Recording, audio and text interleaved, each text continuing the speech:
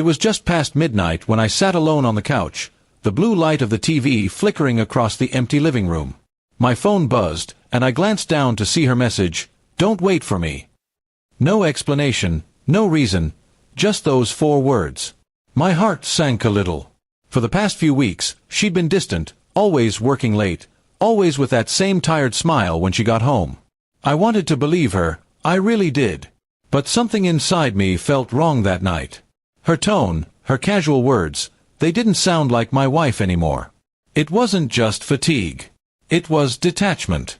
So instead of going to bed, I grabbed my jacket, picked up my car keys, and decided to see where this work was keeping her until such late hours. The drive through the quiet streets felt endless.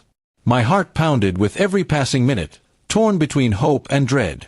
I reached her office building first, but her car wasn't there. I sat for a while, convincing myself she might have taken a ride home with someone or gone out with coworkers. Still, that gut feeling, the one that whispers when you already know the truth, wouldn't let me rest.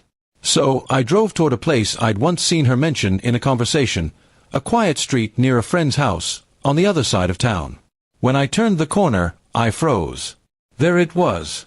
Her car, parked neatly in the driveway of a house I didn't recognize. The lights inside were dim, but I could see shadows moving. 2 of them. I didn't want to believe it. My hands trembled as I lifted my phone, recording a short video, her car, the house number, the faint silhouettes behind the curtains. My chest tightened as the seconds passed. At that moment, I realized I wasn't recording for revenge or proof. I was recording because I needed to face the truth later, when I'd start doubting myself again. It was 2:30 a.m. when I finally pressed send. The video went to her phone with a single message, "From your driveway." My heart raced as I watched the message status change, delivered, then seen. For the next 10 minutes, silence filled the car. Then, my phone started ringing. It was her. I didn't answer. I couldn't. The sound of her name flashing on the screen felt heavier than any argument we'd ever had.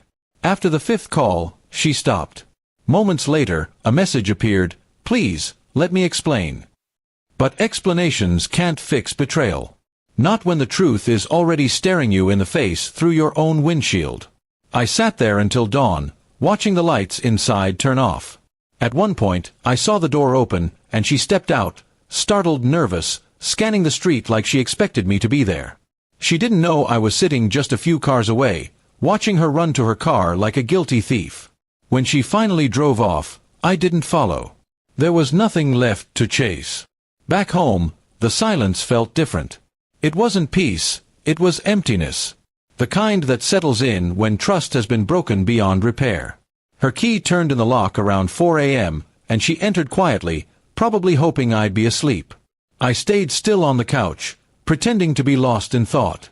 She stood behind me for a long minute, her breath shaky. Then she whispered, "You saw, didn't you?" I didn't turn around. "I didn't need to see everything," I said softly. "Just enough." She broke down then, trying to explain, saying it was a mistake, that she felt lonely, that it didn't mean anything. But to me, everything about that night meant something. It meant the end of the man I used to be, the one who trusted her blindly. The next morning, I packed a small bag. No shouting, no dramatic scene. I just told her I needed space. She begged, cried, swore it would never happen again. But I knew forgiveness without trust is like building a house on sand. It might stand for a while, but it will always collapse. Days passed, and she kept trying to reach me. Messages, calls, even showing up at my brother's place where I was staying. Each time, I ignored her. I didn't do it out of anger, but because I needed to protect what little was left of my peace. The man who had once waited eagerly for her messages now flinched every time his phone buzzed. Weeks later, she sent one final message, "I know I broke us. But please don't forget the love we had." I stared at it for a long time. I didn't reply. Not because I'd forgotten, but because I'd finally accepted that some things, once broken, should stay that way. That night, I deleted the video from my phone. Not out of forgiveness, but to free myself from reliving that moment. I realized the true closure wasn't in proving her guilt, it was in walking away with my dignity intact.